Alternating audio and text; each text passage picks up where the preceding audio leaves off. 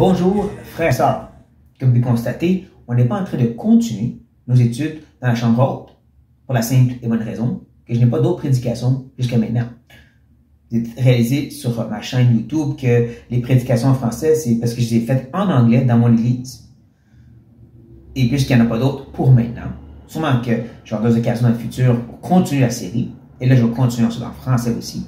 Mais pour maintenant, on prend une pause. Et j'aimerais prendre l'occasion pour revenir sur une vieille étude, un livre que j'ai déjà utilisé dans le passé, j'ai pu prêcher dans d'autres églises et que j'aimerais apporter avec vous maintenant. Et ça, c'est l'Épître aux Philippiens. Une des 4 épîtres que Paul a écrites lorsqu'il était emprisonné à Rome, comme on voit dans Actes chapitre 28. Dans cet emprisonnement-là, il a pu écrire 4 épîtres aux Éphésiens, aux Colossiens, aux Philippiens et aussi à Philémon. En parlant justement du livre de Actes, ce qui est intéressant, c'est qu'on voit l'établissement de l'église de Philippe dans Acte 16. Je vous encourage très fortement de lire pour vous-même ce chapitre. Vous allez voir que Paul, avec le nouveau ouvrier Timothée et son ami Sylvain ou Silas, vont à Philippe. Et c'est là qu'ils rencontrent cette femme qui est du nom de Lydie, qui était sur le bord de l'eau avec d'autres qui priaient. Oui, cette jeune femme qui avait un esprit de python et bien sûr le geôlier.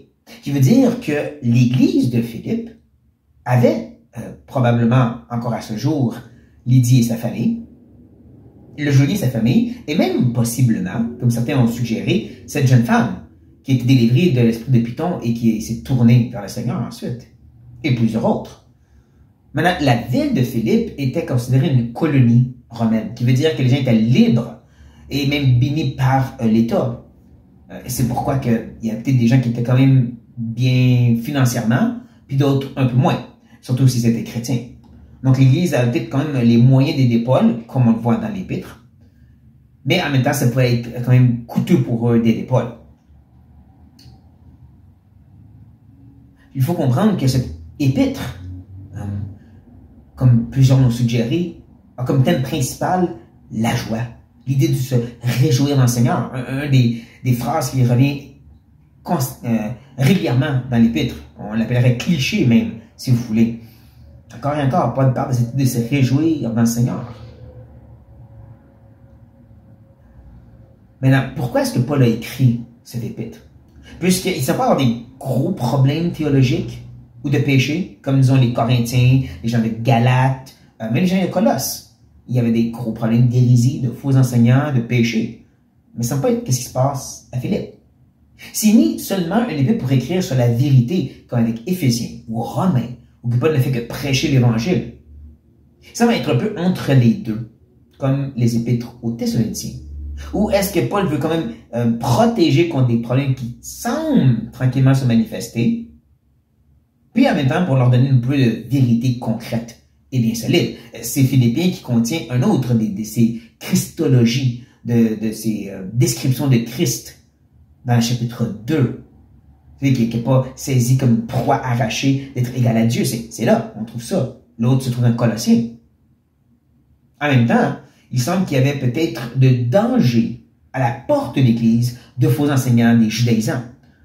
Parce que Paul parle justement du faux Israël, de la fausse circoncision, parce que c'est les chrétiens qui est le vrai Israël, maintenant les chrétiens, Israël de la foi. Mais il semble être à la porte. Paul semble plus leur dire, laissez pas rentrer. Même chose aussi pour la division. Il y avait des petits champignons, si je peux dire, qui commençaient à se manifester de division. 2 femmes qui se chicanaient, comme on voit au chapitre 4. Mais aussi un groupe qui se considérait un peu plus spirituel que l'autre. Et donc le chapitre 2 vient chercher à contrer ça. C'est pour ça qu'il présente ensuite l'exemple de Christ qui s'est soumis et qui s'est donné pour nous. Et ça, c'est l'exemple pour vous aussi. Mais si tu te penses bien spirituel, mets les autres avant toi. T'es pas aussi bon que ça. T'es pas aussi hot. T'es pas un chrétien en feu, comme on dit de nos jours. Si vous pensez comme ça, allez lire Philippiens chapitre 2. Vous allez voir que ça marche pas. Beaucoup de qu'est-ce qu'on dit en tant que des chrétiens en feu, puis l'importance de juste entourer de d'autres chrétiens en feu est complètement détruit par Philippiens chapitre 2. Mais ça va quand temps et lieu. Donc, voici les quelques raisons pourquoi Paul l'a écrit. C'est pour amener un peu de vérité, c'est pour prendre de leurs nouvelles et leur en donner, c'est pour les encourager face à certains dangers, pour pas que ça prenne trop d'ampleur, et pour leur rappeler l'importance de se réjouir dans le Seigneur. Voici votre introduction en rapport avec l'Épître aux Philippiens. Je pense que ça vous encourage très fortement d'aller la lire pour vous-même avant qu'on rentre dedans, qu'on plonge la prochaine fois. De lire au moins le chapitre 1. Je vous dirais que moi, Philippiens, je l'aime parce qu'il y a au moins mes 2 versets préférés. Ceux que j'aime le plus se trouvent dans cet épître. Philippiens 1:21. Car Christ est ma vie, la mort m'est un gain. Mais aussi 1:27, où est-ce qu'il dit que non seulement Dieu nous a fait la grâce, le don immérité de croire en lui, mais aussi de souffrir pour lui. Ouch, t'entends pas ça de nos jours, hein? C'est rare, il y a des gens qui mettent des versets comme ça sur leur mur. Pour moi, c'est beau. Parce que je me rappelle, c'est ça la vie chrétienne. Pas nécessairement qu'est-ce qu'on voit de nos jours, mais qu'est-ce que Dieu voulait pour l'Église. Qu'on ait la grâce non seulement de croire en lui, d'être en relation avec lui, mais aussi de souffrir pour le nom de Christ. C'est aussi dans Philippiens qu'on rencontre les 2 ministères principaux de l'Église. Les anciens pasteurs, évêques, et les serviteurs diacres. Ou est-ce que d'un côté, ceux qui dirigent et ceux qui servent.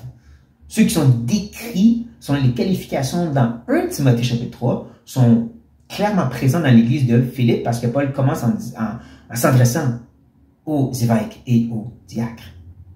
Donc, il y a beaucoup dans cette épître. Et j'espère, comme je dis, ça va vous motiver d'aller lire et de vouloir l'étudier avec moi. Donc, sur cette note, frères et sœurs, soyez bénis.